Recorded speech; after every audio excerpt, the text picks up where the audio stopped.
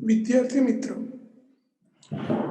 આજના આ લેક્ચરમાં આપણે એક્સરસાઇઝ 10.2 શીખવા માટે જે બેઝિક થિયરી કન્સેપ્ટની જરૂર છે એ થિયરી કન્સેપ્ટ આજે ડિસ્કસ કરીશું અને એક્સરસાઇઝ 10.2 નેક્સ્ટ લેક્ચરમાં આપણે શરૂ કરીશું। આજે ફક્ત થિયરી કન્સેપ્ટ ડિસ્કસ કરીશું। શરૂ કરીએ। लास्ट लेक्चर में position of a point, position vector of a point any चर्चा करी थी। जो तमने खबर होय तो आपणे त्यां आगळ आ प्रमाणे डिस्कस करी थी कि भाई मारी पासे आ ओरिजिन छे, बराबर। त्यार पछी x axis, Y axis, Z axis, बराबर। અને ત્યાર પછી તમે કોઈ પોઈન્ટ લીધું હોય P X Y Z। Last લેક્ચરમાં આપણે ડિસ્કસ કરેલું P X Y Z, right. તો O થી P ને જોઈન્ટ કરતો વેક્ટર બનાવો, વેક્ટર OP। તો આ જે વેક્ટર OP બને છે એને પોઈન્ટ P નો પોઝિશન વેક્ટર કહેવામાં આવે છે। એવું આપણે લાસ્ટ લેક્ચરમાં ડિસ્કસ કર્યું હતું, બરાબર। તો ત્યાંથી જ આપણે શરૂઆત કરીએ। Let O be a fixed origin, then the position vector of a point P, તમારી પાસે કોઈ પોઈન્ટ P હોય, બરાબર, તો એનો પોઝિશન વેક્ટર શું થાય? તો વેક્ટર OP, વેક્ટર OP, જે આપણે લાસ્ટ લેક્ચરમાં ભણ્યા હતા। હવે એક બીજી અગત્યની સૂચના કે વેક્ટર માટે ટ્રાયેંગલ લો, ત્રિકોણનો નિયમ, બરાબર। ત્રિકોણનો નિયમ આ રીતે છે કે કોઈ મારી પાસે વેક્ટર AB હોય, સદિશનો ત્રિકોણનો નિયમ જે ફિઝિક્સમાં તમે ઓલરેડી ભણીને આવ્યા છો કે ભાઈ vector AB plus vector BC હોય તો એના બરાબર તમે વેક્ટર AC લખી શકો। આવો રૂલ્સ તમે ફિઝિક્સમાં ભણ્યા છો, જેને ટ્રાયેંગલ લો ફોર વેક્ટર્સ, સદિશ માટે ત્રિકોણનો નિયમ, સદિશ માટે ત્રિકોણનો નિયમ, જે તમે ફિઝિક્સમાં ઓલરેડી ભણી ગયા છો, બરાબર। જેની અત્યારે આપણે જરૂર પડવાની છે, તો એના કન્સેપ્ટ માટે આ યાદ કરાવી દઉં કે vector AB plus vector BC હોય તો એને વેક્ટર AC લખી શકાય। ક્લિયર? ઓકે। હવે મારી પાસે અત્યારે બે પોઈન્ટ છે A અને B। અહીં ધ્યાનથી જોજો, બે પોઈન્ટ્સ છે A અને B। તો A નો પોઝિશન વેક્ટર વેક્ટર OA થાય, જે પિક્ચરમાં બતાવ્યો છે આ વેક્ટર OA, બરાબર। એ A નો પોઝિશન વેક્ટર થશે, જેને હું સ્મોલ મીન્સ વેક્ટર A એવું નામ આપી રહ્યો છું। વેક્ટર OA એને હું વેક્ટર A વડે ડિનોટ કરી રહ્યો છું, જેને કહેવાય પોઝિશન વેક્ટર ઓફ A। અને આ વેક્ટર OB જે છે એને હું સ્મોલ મીન્સ વેક્ટર B થી ડિનોટ કરું છું, જેને કહેવાય પોઝિશન વેક્ટર ઓફ B। એટલે આ જે વેક્ટર બને છે OA એ એનો પોઝિશન વેક્ટર છે, જેને હું વેક્ટર A થી ડિનોટ કરું છું, અને આ પોઈન્ટ B નો પોઝિશન વેક્ટર OB થશે, જેને હું વેક્ટર B થી ડિનોટ કરું છું। એટલે એ લખ્યું છે if vector A and B are position vectors of 2 points A and B, then એટલે મારી પાસે આ A નો પોઝિશન વેક્ટર A હોય, B નો પોઝિશન વેક્ટર B હોય, તો વેક્ટર AB, આ જે વેક્ટર નવો ક્રિએટ થાય બે પોઈન્ટમાંથી, આ રીતે વેક્ટર AB એ શું થશે એ હું તમને સમજાવી રહ્યો છું, બરાબર। તો એના માટે આ પિક્ચર પ્રમાણે વેક્ટર OA એટલે વેક્ટર A લખાય, વેક્ટર OB એને વેક્ટર B લખાય। ક્લિયર? હવે જે ટ્રાયેંગલ લો ફોર વેક્ટર્સ છે AB plus BC is equal two AC લખી શકાય, એ રીતે અહીં OA પ્લસ AB કરું તો OB લખી શકાય। એટલે અહીં લખ્યું છે vector OA plus vector AB, vector OA plus vector A B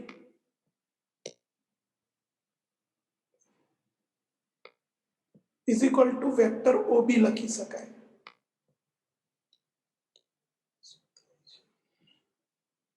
vector O B લખી શકાય આ પ્રમાણે. એ બી પ્લસ બીસી હોય તો એસી લખી શકાય, તો ઓ એ પ્લસ એ બી હોય વેક્ટર તો ઓ બી લખી શકાય. હવે વેક્ટર ઓ એટલે એ vector A plus vector A બી મને ખબર નથી is equal to vector O બી એટલે વેક્ટર બી. તો આમાંથી એ બી ને ફોર્મ્યુલા બનાવો તો એ સામે જ હશે, તો વેક્ટર એ બી ક્રિએટ થશે vector B minus vector A. તો આ ફોર્મ્યુલા દરેકે યાદ રાખવાની છે કે જ્યારે જ્યારે તમારી પાસે બે પોઈન્ટ હોય એ અને બી અને એમાંથી વેક્ટર બનાવો તો આન્સરમાં શું લખવાનું છે, તો આ જે બી છે એ બી પોઈન્ટ બી નો પોઝિશન વેક્ટર છે. આને કહેવાય position vector of B. Position vector of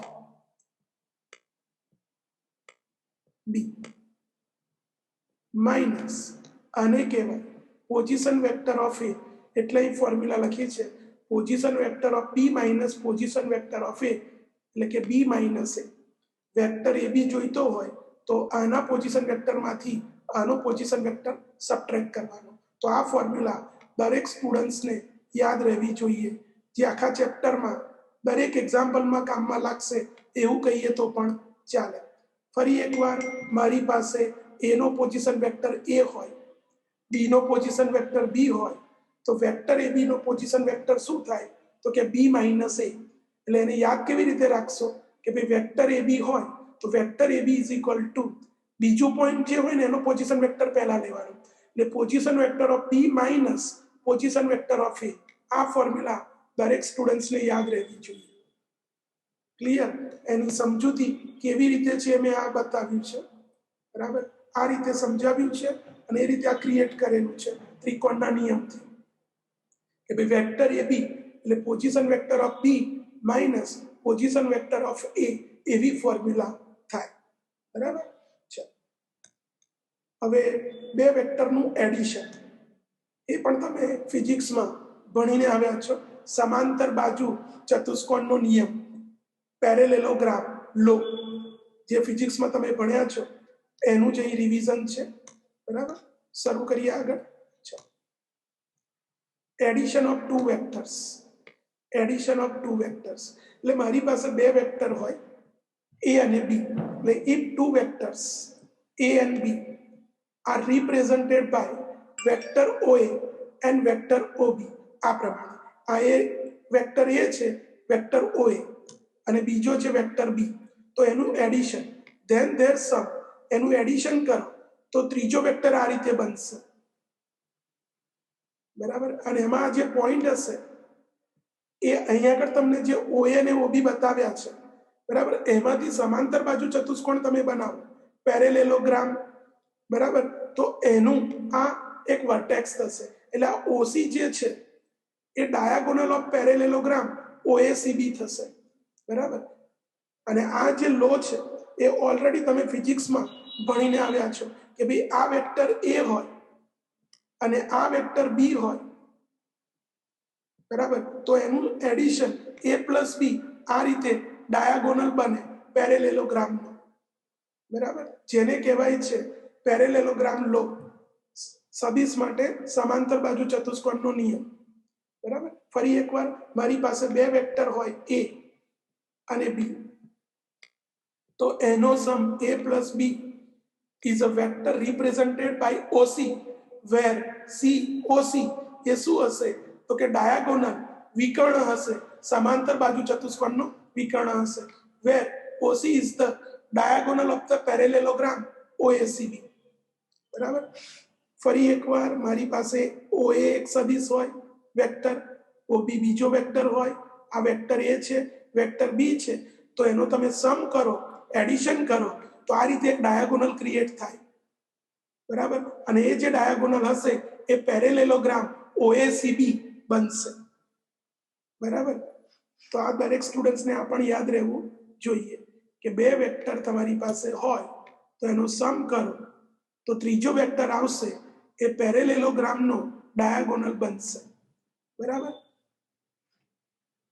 જે પિક્ચરમાં બતાવ્યું છે એ પ્રમાણે OACB પેરેલેલોગ્રામ હોય તો એનો ડાયાગોનલ જે બનશે A પ્લસ B થશે, જે ઓલરેડી ફિઝિક્સમાં તમે ભણેલા છો, બરાબર। જો કે આની આપણે બહુ જરૂર નથી। હવે વેક્ટર માટે થોડાક બેઝિક કન્સેપ્ટ કે ભાઈ બે વેક્ટરનું એડિશન તમે એની ઓર્ડરમાં કરો તો આન્સર ચેન્જ થતો નથી। તમે A પ્લસ B લખો વેક્ટર કે ભાઈ B પ્લસ A લખો તો આન્સર સેમ આવે છે, જેને કહેવાય છે ક્રમનો ગુણધર્મ, કમ્યુટેટિવ, બરાબર। પછી જૂથનો ગુણધર્મ, ત્રણ વેક્ટર હોય A B અને C, તો હું A અને B નું એડિશન કરું અને પછી એમાં C એડ કરું, કાં તો A plus B plus C કરું તો આન્સર સેમ જ આવે, જેને એસોસિએટિવિટી કહેવામાં આવે છે। ત્યાર પછી એડિશન માટે ન્યુટ્રલ એલિમેન્ટ, જેમ રિયલ નંબરમાં તમે કોઈ પણ રિયલ નંબરમાં 0 એડ કરો તો એનો એ જ નંબર મળે છે, એવી રીતે વેક્ટરની અંદર પણ કોઈ પણ વેક્ટરમાં તમે 0 વેક્ટર એડ કરો તો વેક્ટર બદલાતો નથી, એટલે કે vector A plus 0 vector is equal to vector A લખી શકાય, is equal two 0 vector plus A કરો તો પણ વેક્ટર A મળશે। જે બેઝિક કન્સેપ્ટ છે રિયલ નંબર જેવા છે કે ભાઈ બે વેક્ટરનું એડિશન તમે એની ઓર્ડરમાં કરી શકો, બરાબર। એ જ રીતે એસોસિએટિવ લો, જૂથનો ગુણધર્મ, પછી સરવાળા માટેનો તટસ્થ ઘટક। હવે કોઈ પણ વેક્ટર હોય એનો ઓપોઝિટ વેક્ટર એની અંદર એડ કરી દો તો તમને આન્સરમાં 0 વેક્ટર મળે, એ પણ એક બેઝિક પ્રોપર્ટી છે, બરાબર, જે દરેક સ્ટુડન્ટ્સને નોર્મલી ખબર જ હોય છે, બરાબર। ત્યાર પછી multiplication of vector by a scalar, multiplication of a vector by a scalar, એટલે તમારી પાસે કોઈ વેક્ટર A હોય, સમજો, એને કોઈ સ્કેલર લેમ્ડાથી હું મલ્ટીપ્લાય કરું તો આ જે લેમ્ડા A મળશે એ પણ વેક્ટર મળશે, અને એ વેક્ટર છે ને એ આ પ્રમાણે હોય કે હું માની લો કે આ વેક્ટર A છે, બરાબર, એને હું લેમ્ડાથી મલ્ટીપ્લાય કરું ને તો એને પેરેલલ વેક્ટર બને, આ ધ્યાન રાખજો। લેમ્ડાથી મલ્ટીપ્લાય કરું તો પેરેલલ વેક્ટર મળે, કાં તો આવો વેક્ટર મળે કાં તો આવો વેક્ટર મળે, આ પ્રમાણે। એ ડિપેન્ડ્સ ઓન લેમ્ડા, લેમ્ડા ઉપર ડિપેન્ડ કરે છે।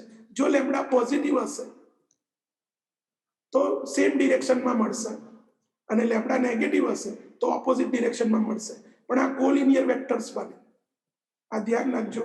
કોઈ પણ વેક્ટરને તમે સ્કેલરથી મલ્ટીપ્લાય કરો તો જે નવો વેક્ટર મળે એ ઓરિજિનલ વેક્ટર સાથે કોલિનિયર હોય છે, બરાબર। આ દરેક સ્ટુડન્ટ્સને યાદ હોવું જોઈએ, જે મેં નોટ્સમાં પણ બતાવ્યું છે, ધ્યાનથી જુઓ।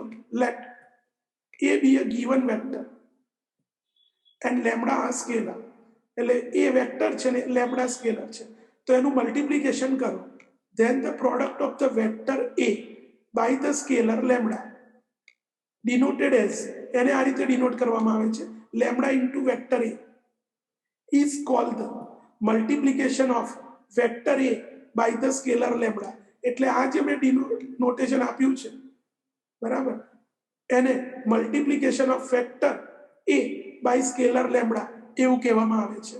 નોટ ધેટ, કહ્યું એ પ્રમાણે કે આ જે નવો વેક્ટર મળે એ ઓરિજિનલ વેક્ટર સાથે પેરેલલ હોય છે, એટલે કે કોલિનિયર હોય છે, એટલે note that lambda into vector A is also a vector, એ પણ વેક્ટર હોય છે। કહ્યું એમ કોઈ પણ વેક્ટરને સ્કેલરથી મલ્ટીપ્લાય કરો તો વેક્ટર મળે છે, ક્લિયર। એટલે lambda A is also a vector, collinear to the vector A, અને એ વેક્ટર હશે ને એ વેક્ટર પાછો A સાથે કોલિનિયર હશે, બરાબર। કહ્યું એ પ્રમાણે લેમ્ડા એ આવો મળી શકે અથવા આવો મળી શકે, એ લેમ્ડાની વેલ્યુ પર ડિપેન્ડ કરે છે।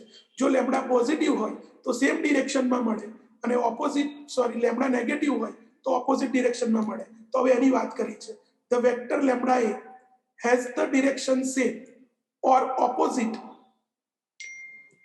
to that of vector A according as the value of lambda is positive or negative। કહ્યું એ પ્રમાણે કોઈ પણ વેક્ટર હોય એને તમે લેમ્ડાથી મલ્ટીપ્લાય કરો અને લેમ્ડા જો પોઝિટિવ હોય તો જે નવો વેક્ટર મળશે એ એને પેરેલલ મળશે અને સેમ ડિરેક્શનમાં મળશે, અને જો લેમ્ડા નેગેટિવ હશે તો પણ વેક્ટર પેરેલલ મળશે પણ એ ઓપોઝિટ ડિરેક્શનમાં મળશે, બરાબર। અને બીજું કે મારી પાસે વેક્ટર એ હોય, એને હું લેમ્ડાથી મલ્ટીપ્લાય કરું અને પછી હું એનો મેગ્નિટ્યુડ લઉં, તો એ મેગ્નિટ્યુડ એનો જે મેગ્નિટ્યુડ છે એના lambda magnitude modulus lambda times થાય છે આ રીતે। એટલે એને આ રીતે લખી શકાય છે કે લેમ્ડા ઇન્ટુ વેક્ટર એ એનો magnitude is equal to modulus lambda into magnitude A લખવામાં આવે છે। તો આ પણ એક પ્રોપર્ટી છે જે દરેક સ્ટુડન્ટ્સને યાદ હોવી જોઈએ, જ્યાં લેમ્ડા એ સ્કેલર છે, લેમ્ડા ઇન્ટુ વેક્ટર એનો મેગ્નિટ્યુડ લો તમે તો એના બરાબર મોડ્યુલસ લેમ્ડા ઇન્ટુ મેગ્નિટ્યુડ એ લખી શકાય છે આ રીતે, ક્લિયર। તો આ બધા બેઝિક કન્સેપ્ટ છે જે તમે જાણતા હશો તો એક્સરસાઇઝ 10.2 શરૂ કરવામાં અને સમજવામાં કોઈ તકલીફ નહીં પડે। આગળ વધીએ।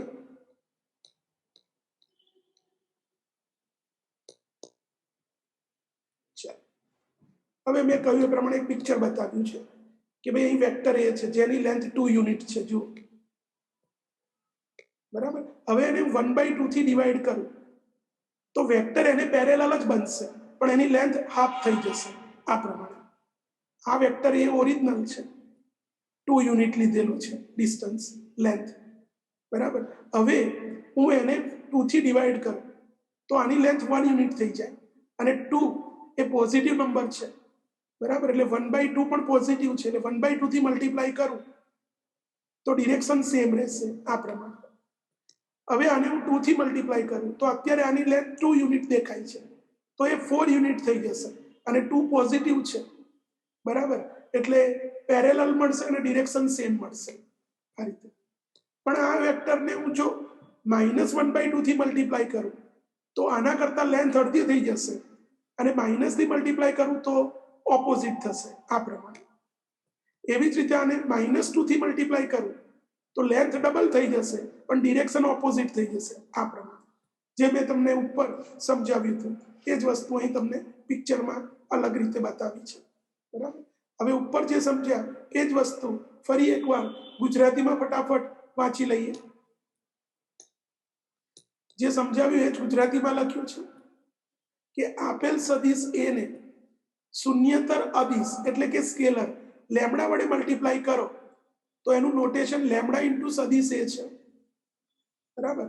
હવે સદિશ એ નો લેમ્ડા સાથેનો ગુણાકાર કહેવામાં આવે છે। આ જે લેમ્ડા એ છે એને સદિશ એ નો લેમ્ડા સાથેનો ગુણાકાર કહેવામાં આવે છે, બરાબર। અને લેમ્ડા એ જે મળશે એ પણ સદિશ જ થવાનો છે અને એ સદિશ એને સમરેખ હોય છે એટલે કે પેરેલલ હોય છે। હવે લેમ્ડા એની દિશા એ એની દિશા સાથે સમાન પણ હોઈ શકે, વિરુદ્ધ પણ હોઈ શકે, એ લેમ્ડા ઉપર ડિપેન્ડ કરે છે કે લેમ્ડા ધન છે કે ઋણ। એ પ્રમાણે જે સમજાવ્યું એ જ વસ્તુ અહીં લખેલી છે એટલે ઉપર જે સમજ્યા એનું જે રિવિઝન કરેલું છે, બરાબર। બીજી એક અગત્યની સૂચના, આ રિઝલ્ટ મેં ઉપર લખાવ્યું તમને કે લેમ્ડા એનો magnitude of lambda into vector A is equal to modulus lambda into magnitude of vector A એવું લખી શકાય છે। આ એક રિઝલ્ટ છે। તો આ રિઝલ્ટમાં આપણે થોડા ચેન્જીસ આપીએ તો આપણને એક નવી ફોર્મ્યુલા મળી શકે એમ છે। કેવી રીતે? તો જો આ લેમ્ડા છે ને એ લેમ્ડાની જગ્યાએ 1 અપન મેગ્નિટ્યુડ વેક્ટર એ લઉં એટલે also if lambda is equal to, એટલે આ રિઝલ્ટની અંદર લેમ્ડાની જગ્યાએ હું 1 upon magnitude of vector A લખું, lambda is equal to 1 upon magnitude of vector A, lambda એ સ્કેલર છે, મેગ્નિટ્યુડ એ પણ સ્કેલર છે, બરાબર। તો lambda is equal to 1 upon magnitude A જો આ રિઝલ્ટમાં લખો તો શું મળે છે એ જોઈએ, જ્યાં એ નોન ઝીરો વેક્ટર હોવો જોઈએ, A is not a null vector.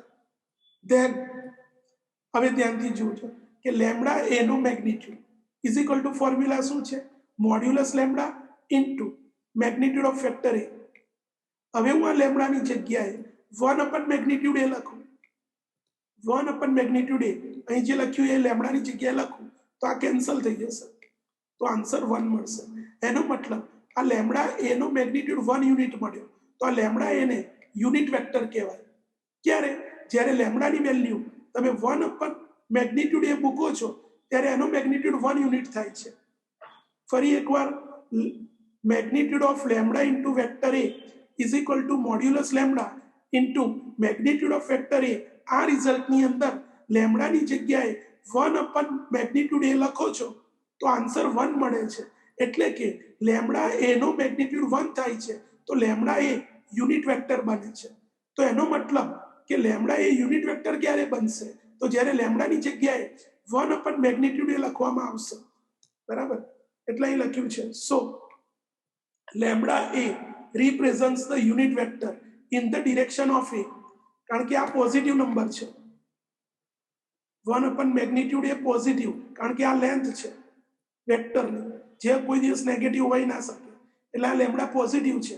અને ઉપર જ વાત કરી કે પોઝિટિવ લેમ્ડાથી મલ્ટીપ્લાય કરો તમે કોઈ પણ વેક્ટર એ ને, પોઝિટિવ લેમ્ડાથી મલ્ટીપ્લાય કરો તો આ જે નવો વેક્ટર બને એ એની ડિરેક્શન અને વેક્ટર એની ડિરેક્શન સેમ હોય છે, બરાબર? એટલે લખ્યું છે in the direction of vector A. તો પછી યુનિટ વેક્ટરનો સિમ્બોલ છે, એટલે મારી સાદી ભાષામાં મારી પાસે વેક્ટર એ છે, તો એની ડિરેક્શનમાં મારી યુનિટ વેક્ટર જોઈતો હોય તો એના માટેનો સિમ્બોલ છે એ કેપ। એની ઉપર કેપનો સિમ્બોલ કરવાનો છે। એ કેરેટ બોલશો તો પણ ચાલશે। A caret, A cap is equal to આ યુનિટ વેક્ટર છે, અને યુનિટ વેક્ટર કોણ છે એ હમણાં જ આપણે ચર્ચા કરી, લેમ્ડા ઇન્ટુ વેક્ટર એ, વેર લેમ્ડાની વેલ્યુ શું લેવાની તો યુનિટ વેક્ટર બને? તો લેમ્ડાની value 1 upon magnitude of vector એ લેવાનું, બરાબર? એટલે આ વેલ્યુ અહીં મૂકશો તો આ ફોર્મ્યુલા બનશે। તો દરેક સ્ટુડન્ટ્સને આ ફોર્મ્યુલા ખાસ યાદ રહેવી જોઈએ, જે ખૂબ જ અગત્યની છે કે કોઈ પણ વેક્ટર હોય એ, એની ડિરેક્શનમાં યુનિટ વેક્ટર શોધવાનું કે તમને, તો એ વેક્ટરને એના મેગ્નિટ્યુડથી ડિવાઈડ કરવાનું।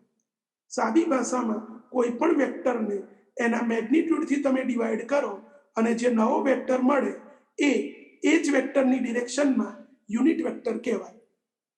ફરી એકવાર, કોઈ પણ નોન ઝીરો વેક્ટરને એના મેગ્નિટ્યુડથી ડિવાઈડ કરો અને જે નવો વેક્ટર મળે એને unit vector in direction of given vector A એવું કહેવાય।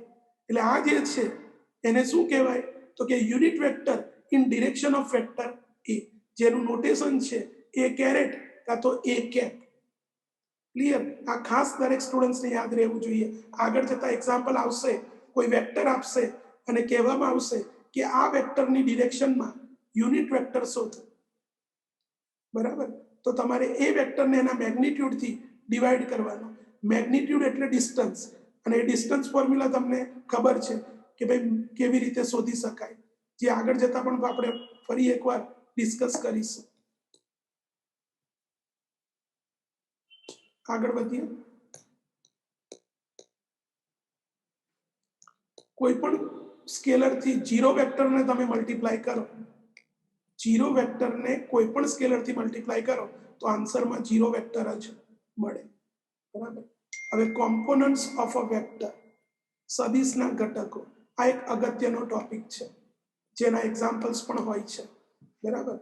અઘરી વસ્તુ નથી, તમે જાણો જ છો, ખાલી મારે આને અલગ રીતે તમને સમજાવવાનું છે।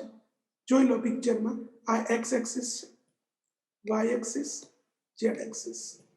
હવે એની પર હું એક્સ એક્સિસ પર એક પોઈન્ટ લઉં છું એ 1 0 0, વાય એક્સિસ પર પોઈન્ટ લઉં છું 0 1 0, અને ઝેડ એક્સિસ પર જે પોઈન્ટ છે એ 0 0 1।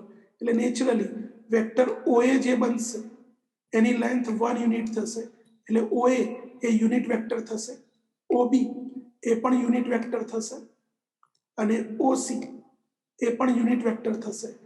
તો આ જે એક્સ એક્સિસ પર યુનિટ વેક્ટર હોય છે એને આઈ કેરેટથી ડિનોટ કરવામાં આવે છે, વાય એક્સિસ પર જે યુનિટ વેક્ટર હોય છે એને જે કેરેટથી ડિનોટ કરવામાં આવે છે, અને ઝેડ એક્સિસ પર જે યુનિટ વેક્ટર હોય છે એને કે કેરેટથી डिनोट करवामां आवे छे।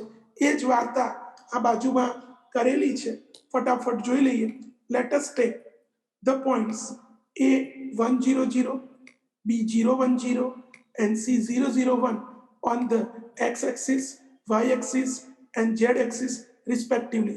જે પિક્ચરમાં મેં તમને બતાવ્યું ક્લિયરલી OA, OB અને OC એની લેન્થ, OA વેક્ટરની લેન્થ એટલે મેગ્નિટ્યુડ 1 થશે, OB વેક્ટર OB વેક્ટરની લેન્થ પણ 1 યુનિટ થશે અને OC ની લેન્થ પણ 1 યુનિટ થશે, એટલે કે યુનિટ વેક્ટર કહેવાશે.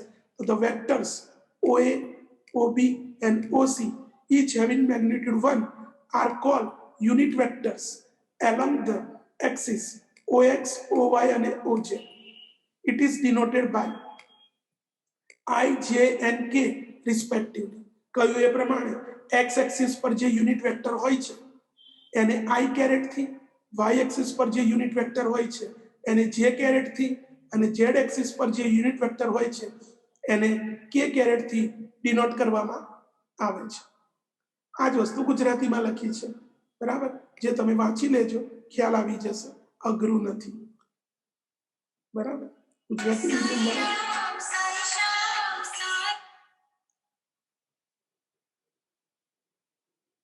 ગુજરાતી મીડિયમ વાળા સ્ટુડન્ટ્સ આ જે લખ્યું છે એકવાર ધ્યાનથી વાંચી લેશે. ઉપર જે સમજૂતી આપી એ જ લખેલું છે, બરાબર. આગળ વધીએ. હવે અગત્યનો ટોપિક છે, અહીં આગળ તમને એક પોઈન્ટ બતાવ્યું છે PXYZ, બરાબર. હવે ઓરિજિનથી આને કનેક્ટ કરો તો આ વેક્ટર OP બનશે, જેને હું વેક્ટર R વડે ડિનોટ કરું છું. આ વેક્ટર OP છે, જેને હું વેક્ટર R થી ડિનોટ કરું છું, બરાબર. સમજજો બરાબર. હવે આ જે પોઈન્ટ છે ને એમાંથી હું XY પ્લેન પર પરપેન્ડિક્યુલર ડ્રો કરું આ રીતે, તો આ પોઈન્ટ P1 બનશે, બરાબર. પછી અહીંથી હું x એક્સિસ પર પરપેન્ડિક્યુલર ડ્રો કરું આ રીતે, બરાબર. તો આ જે પોઈન્ટ P છે ને એમાંથી મેં XY પ્લેન પર પોઈન્ટ લીધું, પછી એ પોઈન્ટમાંથી હું y એક્સિસ પર પરપેન્ડિક્યુલર ડ્રો કરું તો આ જે ડિસ્ટન્સ હશે ને એ ડિસ્ટન્સ P ના y કોઓર્ડિનેટ જેટલું થાય. એટલે આ જે પોઈન્ટ બને ને, કારણ કે P નો y કોઓર્ડિનેટ y છે અને આમાંથી તમે પરપેન્ડિક્યુલર ડ્રો કરી, અહીંથી તમે આ બાજુ પરપેન્ડિક્યુલર ડ્રો કરો અને અહીં પરપેન્ડિક્યુલર ડ્રો કરો x એક્સિસ પર, તો આ ડિસ્ટન્સ છે એ x થશે. એટલે આના જે કોઓર્ડિનેટ આવશે આ પોઈન્ટના એ x00 બનશે, આના જે કોઓર્ડિનેટ આવશે એ 0y0 બનશે અને અહીંથી તમે સીધું અહીં પરપેન્ડિક્યુલર ડ્રો કરશો તો પણ ચાલશે. આ રીતે અહીં પરપેન્ડિક્યુલર તમે બનાવશો તો આ જે પોઈન્ટ છે એના કોઓર્ડિનેટ 00z થશે, કારણ કે P ના કોઓર્ડિનેટ xyz છે એટલા માટે. હવે હમણાં જ વાત કરી કે ભાઈ y એક્સિસ પર જે યુનિટ વેક્ટર છે એ j છે, j કેરેટ છે, j કેરેટ, બરાબર. જેના કોઓર્ડિનેટ બધાને ખબર છે 0 1 0 0 1 0, બરાબર. હવે આ j કેરેટને હું y થી મલ્ટીપ્લાય કરું તો આને y થી મલ્ટીપ્લાય કરવો પડે, તો y into 0 0 y into 1 y ને આ 0, તો 0 y 0, એટલે આ 0 y 0 જે વેક્ટર બનશે એને y into j કેરેટ કહી શકાય. એટલે આ જે વેક્ટર બન્યો OS એને y into j વેક્ટર કહી શકાય. એવી જ રીતે અહીં જે વેક્ટર બનશે, બરાબર, એ x એક્સિસ પર છે, બરાબર, x00, તો એને પણ આ રીતે x ને બહાર લઈ લો તો x into 100 કહેવાય અને 100 i કેરેટ, એટલે આ જે વેક્ટર બનશે એ x into i કેરેટ થશે. અને એવી જ રીતે આ જે વેક્ટર બનશે એ z into k કેરેટ થશે, બરાબર. હવે ફિગરમાં ધ્યાનથી જુઓ તો વેક્ટર OP1 એટલે આ વેક્ટરની વાત ચાલે છે. OP1 એ કેવી રીતે બને તો કે OQ plus QP1 કહી શકાય ત્રિકોણના નિયમ પ્રમાણે. ટ્રાયેંગલ લો પ્રમાણે OP1 જે વેક્ટર છે એને OQ પ્લસ QP1 લખી શકાય આ રીતે. તો આ OQ છે એ x ઇન્ટુ i કેરેટ છે અને આ QP1 છે એ આને પેરેલલ છે અને સેમ લેન્થમાં છે. QP1 આ ડિરેક્શન થશે, આની પણ ડિરેક્શન આ છે. QP1 અને OS પેરેલલ છે, બરાબર. તો આની લેન્થ સરખી અને ડિરેક્શન સરખી, તો આ બંને ઇક્વલ વેક્ટર કહેવાય. તો QP1 જે છે એને y ઇન્ટુ j કેરેટ કહી શકાય આપણે. ક્લિયર? એટલે વેક્ટર OP1 જે છે આ જે પોઈન્ટ છે એ xi પ્લસ yj, એટલે સાદી ભાષામાં આના કોઓર્ડિનેટ x y 0 થાય આ પ્રમાણે P1 ના કોઓર્ડિનેટ. ક્લિયર? એ સેન્સમાં xi પ્લસ yj થશે. હવે વેક્ટર OP લઈએ. OP તો વેક્ટર OP ને આ રીતે લખ્યું છે OP1 plus P1p, OP1 plus P1p આ રીતે. આ ટ્રાયેંગલને ધ્યાનમાં રાખો. વેક્ટર OP એટલે હું આની વાત કરી રહ્યો છું. વેક્ટર OP તો OP1 પ્લસ P1p, બરાબર. તો OP1 તો આપણે શોધ્યો x into i caret plus y into j caret, અને P1p જે છે આ P1p એ આને પેરેલલ છે. જુઓ ધ્યાનથી, આ વેક્ટર ને આ વેક્ટર સેમ ડિરેક્શનમાં અને પેરેલલ છે. તો આ વેક્ટર OR છે જે z ઇન્ટુ k કેરેટ છે. એટલે સાદી ભાષામાં આ વેક્ટર OP જે આવ્યું એ શું બન્યું તો કે x into i caret, x into i caret plus y into j caret plus z into k caret એવું બને છે. એટલે અર્થ શું થયો? મારે તમને ખાલી એટલું જ શીખવાડ્યું છે કે p ના કોઓર્ડિનેટ xyz હોય તો p નો પોઝિશન વેક્ટર શું થાય તો કે x into i caret plus y into j caret plus z into k caret લખી શકાય. આને કહેવાય position vector of point p. એટલે હવે પછી મારી પાસે કોઈ પોઈન્ટ a છે અને એના કોઓર્ડિનેટ જો 1 2 3 આપ્યા હોય, મારી પાસે કોઈ પોઈન્ટ a છે જેના કોઓર્ડિનેટ 1 2 3 આપ્યા હોય, તો હું એની નીચે તરત લખીશ કે therefore position vector of point a, position vector of point a is equal to, આને i થી મલ્ટીપ્લાય કરીશ એટલે i caret plus 2 into j caret plus 3 into k caret લખી શકાય. આ દરેક સ્ટુડન્ટ્સે યાદ રાખવાનું કે એ પોઈન્ટના કોઓર્ડિનેટ 1 2 3 હોય તો પોઝિશન વેક્ટર ઓફ એ શું લખાય? તો જ્યારે તમે વેક્ટર શબ્દ વાપરો ત્યારે એને i j k ના ફોર્મમાં લખવાનું. અત્યારે આ પોઈન્ટ છે 1 2 3, જેને હું વેક્ટર ફોર્મમાં લખું પોઝિશન વેક્ટર ઓફ એ, તો તરત જ લખવાનું i plus 2 i caret plus 2 into j caret plus 3 into k caret. આપણે ક્લિયર? આ મેઇન કન્સેપ્ટ હતો, બરાબર. ઓકે, તો એ દરેક સ્ટુડન્ટ્સને યાદ રહેવું જોઈએ. ચાલો હવે બીજી એક નોર્મલ બાબત કે હવે મારી પાસે કોઈ વેક્ટર એ છે, બરાબર. એને આ જે ફોર્મ છે ને એને કમ્પોનન્ટ ફોર્મ કહેવામાં આવે છે. એ પણ થોડી વાત કરી લો એટલે તમને તકલીફ ના પડે સમજવામાં. ચાલો ફરી એકવાર. ઓકે, આપણે જે વેક્ટર OP લખ્યો xi plus yj plus zk, એને કોમ્પોનન્ટ ફોર્મ કહેવામાં આવે છે. ઇઝ કોલ્ડ કોમ્પોનન્ટ ફોર્મ, બરાબર. એમાં ખાલી x y z લો ને તો એને સ્કેલર કોમ્પોનન્ટ કહેવામાં આવે છે. ખાલી x, y, z લો તો એને OP નો વેક્ટર OP ના સ્કેલર કોમ્પોનન્ટ કહેવામાં આવે છે, બરાબર. વેક્ટર OP નું નામ r રાખ્યું છે એટલે scalar component of vector r એવું કહેવામાં આવે છે. હવે હું i સાથે j સાથે વાત કરું, xi લખું, yj લખું કોમા કરીને અને zk, તો આ જે છે ને એને વેક્ટર કોમ્પોનન્ટ કહેવામાં આવે છે. ખાલી xy z લખો તો સ્કેલર કોમ્પોનન્ટ, અને i j k સાથે લખો xi comma yj comma zk, તો એને વેક્ટર કોમ્પોનન્ટ કહેવામાં આવે છે. ક્લિયર? ચલો હવે મારી પાસે વેક્ટર એ છે જેનો કોમ્પોનન્ટ ફોર્મ આપ્યું હોય a1i, plus a2j plus a3k અને બીજો વેક્ટર b છે જેનું component form b1i plus b2j plus b3k હોય તો એનું એડિશન કેવી રીતે કરવાનું તો કોરસ્પોન્ડિંગ એલિમેન્ટનું એડિશન થાય i વાળાનું એડિશન થાય j વાળાનું અને k વાળાનું એ રીતે એટલે a પ્લસ b કેવી રીતે ડિફાઇન થાય તો કે a1 plus b1 into i caret plus a2 plus b2 into j caret a3 plus b3 into k caret એવી રીતે સબટ્રેક્શન કરવાનું હોય તો પણ a1 minus b1 into i caret a2 minus b2 into j caret a3 minus b3 into k caret એ પ્રમાણે clear હવે બે વેક્ટર a અને b ઇક્વલ ક્યારે કહેવાય તો આ બંને વેક્ટર ઇક્વલ ક્યારે કહેવાય તો કોરસ્પોન્ડિંગ કોમ્પોનન્ટ સેમ હોવા જોઈએ a1 અને b1 સરખા હોવા જોઈએ